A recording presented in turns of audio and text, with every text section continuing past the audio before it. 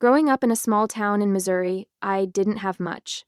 My mom raised me and my two older sisters on her own, working double shifts at the diner just to keep food on the table. Our house was old, creaky, and drafty in the winter, but to me, the kitchen was magic. It wasn't big, just a tiny corner with scratched-up countertops and mismatched pots. But that's where my dream was born. I remember being about 10, standing on a stool just to stir a pot of soup. Mom would let me add spices, taste the broth, and adjust it. That's where I learned that food wasn't just food, it was comfort, it was love. But my sisters didn't see it that way. Allison and Rebecca, both older and more outspoken, would laugh at my experiments. "Grace, are you making dog food again?" Allison would tease, her voice loud enough for the neighbors to hear. Rebecca wasn't much better. "Just wait until you burn down the house. Then maybe she'll stop pretending she's some kind of chef." Their words stung, but I never told Mom. She believed in me. Always. She'd taste whatever I made, smile, and say, "Well, it's not perfect yet, but you've got something special, baby." That sentence stuck with me. While other girls collected lip gloss and posters of pop stars, I collected spices. I begged Mom for cinnamon sticks or smoked paprika instead of candy. I watched cooking shows religiously, scribbling recipes in my worn-out notebook, and every Friday night, when Mom was too tired to cook, I made dinner. Sure, it was basic, mac and cheese, grilled sandwiches, but I poured my heart into every bite. Still, the laughs from my sisters never stopped. Every dish I made became a new joke for them to toss around at school or family gatherings. It hurt more than I let on. At 14, I'd told Rebecca that one day I'd have my own restaurant. She rolled her eyes so hard I thought they'd get stuck. "You own a restaurant? Maybe one where the food is so bad they pay people to eat it?" That moment stayed with me. I didn't say anything back, I just looked at her and said, "Wait and see." Back then, I didn't know how or when it would happen. I just knew I loved to cook. And somehow, deep down, I believed that love would lead me somewhere bigger than that creaky little kitchen. When I was 17, my sister Allison decided to throw a huge birthday party for herself. It was her 25th, and she made a big deal out of it. Rented a hall, sent out fancy invitations, even ordered a custom cake from a bakery 2 towns over. Still, she asked me to cook the appetizers. "Nothing too complicated," she said. "Just finger foods, stuff people can snack on before the real food comes out." I knew that last part was a jab, but I tried to brush it off. I saw it as a chance. Maybe if I cooked something truly good, she'd finally take me seriously. I spent days preparing, testing recipes, adjusting flavors, even saving up to buy better ingredients. I wanted everything to be perfect. The night of the party, I arrived early with trays of mini crab cakes, stuffed mushrooms, and my homemade tomato basil tartlets. I set them up proudly, placing little labels next to each dish. I was nervous, but hopeful. Then I overheard Rebecca talking near the entrance. "She brought food! Oh my God!" "Should we have the fire extinguisher ready?" Both she and Allison burst out laughing. I stood there, frozen, holding a tray of deviled eggs like a joke in motion. As people arrived, they looked at the food but barely touched it. I heard one guy whisper, "Is this from her? Better not risk food poisoning." Worse, I later found out that Allison had secretly ordered catered food from a fancy place and planned to bring it out halfway through the party. So just as people were finally nibbling at my food, waiters rolled in with silver trays and professional plating. Everyone rushed to the new spread. My dishes were pushed aside, forgotten. One of the waiters even asked if mine were leftovers that needed to be cleared. I wanted to cry, but I didn't want to give Allison the satisfaction. So I quietly slipped into the coat room, locked the door, and cried into my sleeves. That night was the first time I ever thought maybe I wasn't meant to cook. Maybe they were right. Maybe my food just wasn't good enough. I didn't touch my spices for weeks.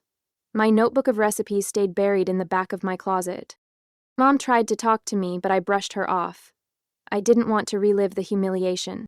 What hurt most wasn't the laughter, it was the way they looked at my passion. As if it were a silly hobby, a waste of time. That night left a scar. But scars can either make you bitter or make you stronger. I just hadn't decided which one it would be yet. After high school, I didn't go to culinary school like I dreamed. We couldn't afford it, and honestly, after Allison's birthday party, my confidence was shattered. I told myself it was just a phase, something I'd grow out of. so I packed up and moved to Kansas City, hoping a bigger place would help me forget the small town scars.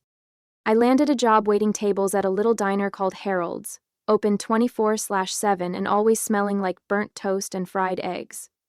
It wasn't glamorous, but it paid the bills. I worked the early shift, 4 a.m. to noon, which meant I served a lot of truckers, night shift nurses, and hungover college kids. My coworkers were a mixed bunch, friendly, tired, a little jaded. No one knew about my love for cooking. I kept it hidden, tucked away like a fragile thing I didn't want broken again. But old habits die hard. On slow mornings, I'd help out in the kitchen. Just simple stuff at first. Chopping vegetables, flipping pancakes, prepping trays. No one minded. The cook, Marvin, was in his 60s and always behind. He started calling me Little Chef. One morning, Marvin let me make the house chili. I was nervous, my hands shook as I stirred the pot. But when the first spoonful touched his lips, he smiled. "Hot damn, girl. You sure you ain't been hiding in culinary school?" It was the first compliment I'd gotten in years that actually felt real, not sugar-coated or obligatory. It stirred something in me I thought had died. Soon, I started bringing in my own spices, just a few jars.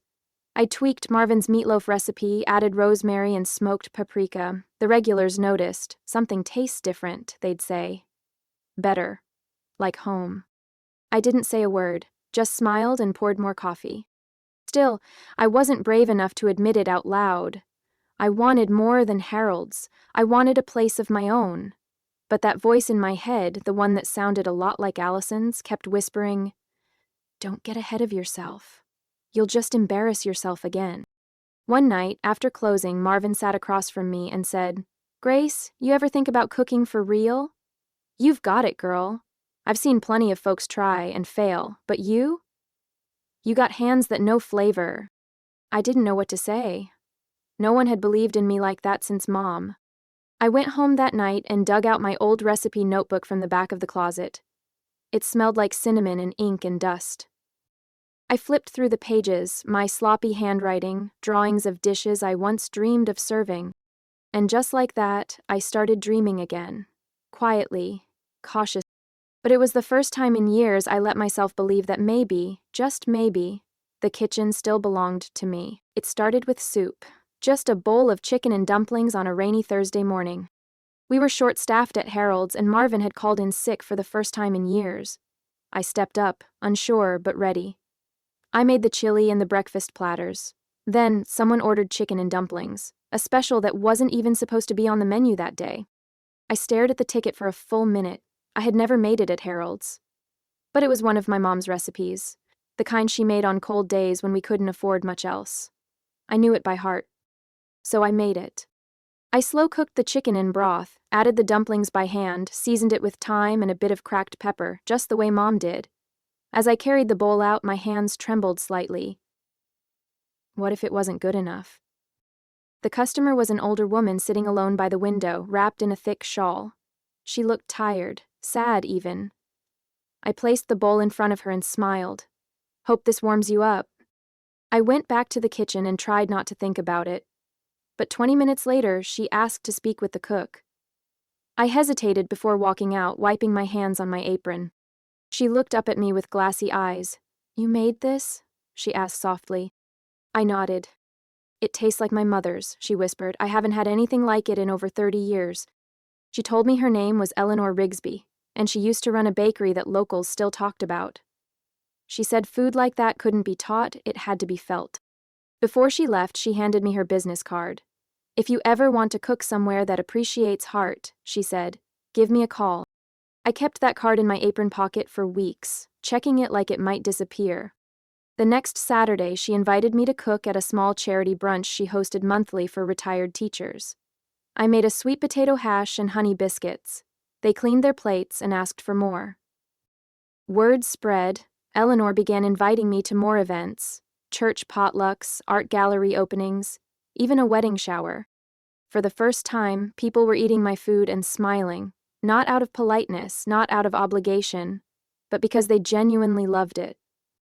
It was addictive, that feeling, like maybe, just maybe, I belonged in the kitchen after all. And Eleanor, she became more than a mentor. She became the first person, outside of Mom, who made me feel like I could actually build something of my own. All from a bowl of soup. Things were finally starting to fall into place. Eleanor believed in me, people were asking for my food, and for the first time in my adult life, I wasn't just working. I was building something. It wasn't much, but with Eleanor's help, I started a small food stall at the local farmers market on Saturdays. Just a folding table, a rented canopy, and a borrowed cooler full of my mom's classic recipes. Sweet potato hash, homemade biscuits, chicken salad sandwiches. The first weekend I sold out before noon. I cried on the drive home, overwhelmed. Not from stress, but from joy. People wanted what I made, not just tasted it, not just humored me, they wanted it. That's when Allison came back into the picture. She called one night out of the blue, said she was so proud of me, and asked if we could meet for coffee. I was hesitant, but part of me, some old, wounded part, still craved her approval. Over lattes and fake smiles, she said she wanted to invest in me, said she had business experience and could help turn my little stand into a real business. "You've got the heart," she said. "I've got the brains." I should have walked away. But I didn't. We became partners. I let her manage the bookkeeping and order supplies while I focused on the food. Business grew. We got a second table, then a weekend kiosk at a busy flea market. People waited in line. Some started asking if we catered. I felt like I was living someone else's dream. Until the checks started bouncing. Vendors called, asking why we hadn't paid. One of my orders got canceled for non-payment. I checked the bank account. Nearly empty. The money was gone. Allison wouldn't answer her phone. When I finally confronted her at her apartment, she shrugged like it was no big deal. "Relax, Grace. I just moved some money around. You're getting too emotional." She had taken thousands of dollars. My money. Money people had paid for food I made with my own hands. Worse? She told people I was the one mismanaging everything, posted on Facebook that I wasn't ready for business, that I needed a break.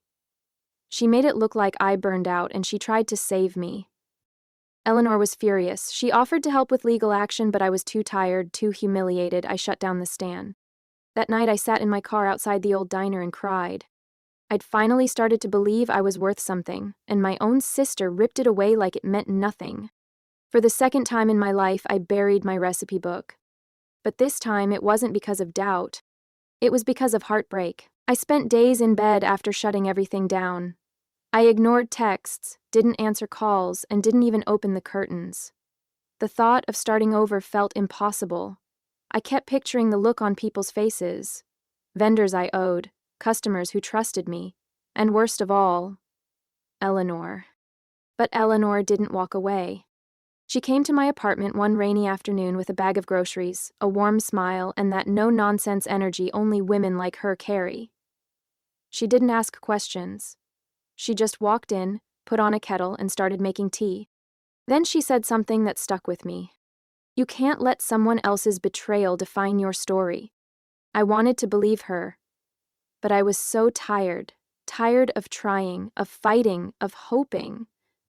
That's when she pulled out a flyer, a local fundraiser event for a children's reading program. "You cook," she said. "I'll get people to show up.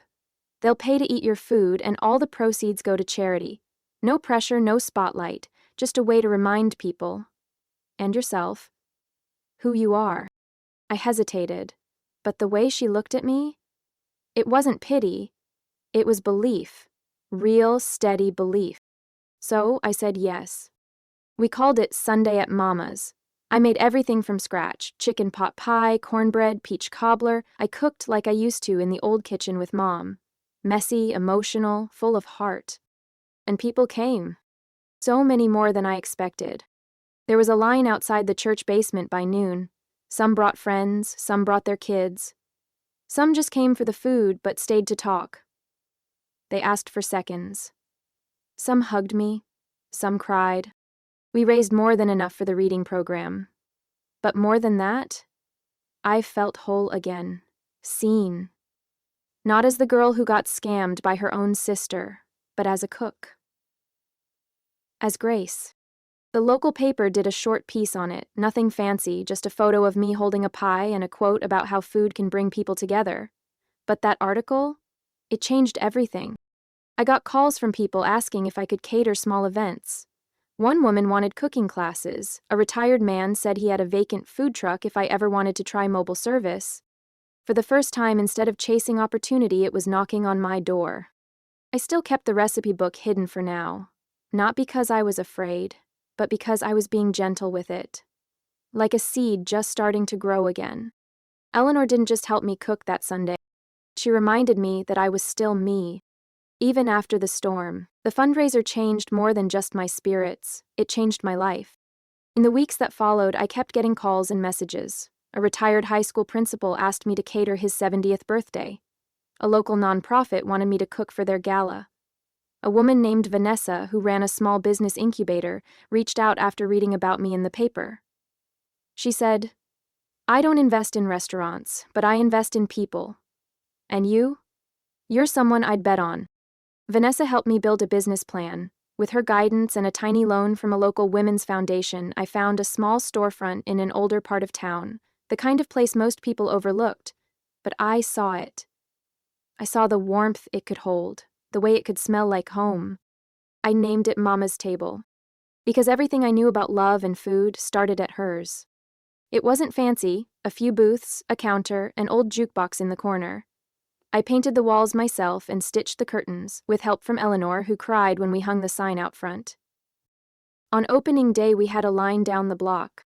I served chicken and dumplings, cornbread, peach cobbler, and sweet tea in mason jars. People sat with strangers and left as friends. They lingered, laughed, complimented the food, and asked about my mom. I put a framed picture of her by the register, next to a tiny chalkboard that read, "Welcome home." That night, I closed the register with shaky hands. I wasn't used to feeling proud. It felt foreign, but good. Then, 2 days later, Allison walked in. She looked around like she owned the place. Same smug smile, same casual arrogance. "Wow," she said. "You really turned this into something, huh?" I stood frozen. Part of me still ached, still wanted her to say sorry. But she never did. Instead, she said she was in between jobs, and wondered if I needed help around here. I looked at her, really looked. And then I said, "No, I don't think this is the kind of place where you fit in." She blinked, stunned. I smiled, turned back to the kitchen, and didn't look back. That was the day I realized something deeper had shifted. It wasn't just that I had a restaurant. It was that I had boundaries. I had value. I had grown. Mama's Table wasn't just my dream. It was my line in the sand. And I wasn't going to let anyone, especially not someone who once mocked me, step over it. Every morning, I unlock the front door of Mama's Table before the sun rises. The kitchen lights flicker on, the smell of flour and butter fills the air, and I take a deep breath, like I'm exactly where I was always meant to be. We're not a 5-star restaurant. We don't have fancy white tablecloths or wine pairings. What we have is heart, history, a counter full of stories, and a waitlist that's booked weeks in advance. On Saturdays, we serve my mom's famous cinnamon rolls. People line up before we even open. Some drive in from towns an hour away just for a taste. I watch them take that first bite. Eyes close, shoulders relax, and I know they feel it too. The warmth, the love, the soul in every forkful. Sometimes I think about the girl I used to be. The one who cried in the coat room at her sister's birthday, the one who buried her recipe book twice. She didn't know what was coming, she didn't know the pain she'd go through. But she also didn't know the strength she carried.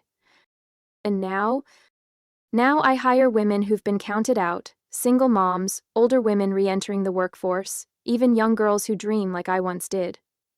I teach them what Eleanor taught me. That food is more than a job, it's a calling, it's care, it's community. Eleanor still visits every week.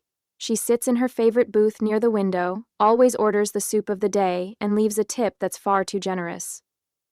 She says it's interest on the belief she loaned me all those years ago. Mom's picture still sits by the register. Customers often ask about her. I tell them she's the reason we exist. that she taught me food isn't just about recipes, it's about how you make people feel. And yes, people still ask if Allison ever came back. She did. Once. She stood outside the window during Sunday brunch, just watching. She didn't come in. She didn't have to. Because the truth is, she's not part of this story anymore. This isn't about revenge, it's about resilience. It's not about proving people wrong, it's about becoming someone I'm proud of. So when people say they laughed at your cooking, I smile, I hand them a plate. And I say, yeah, they laughed. Now they make reservations.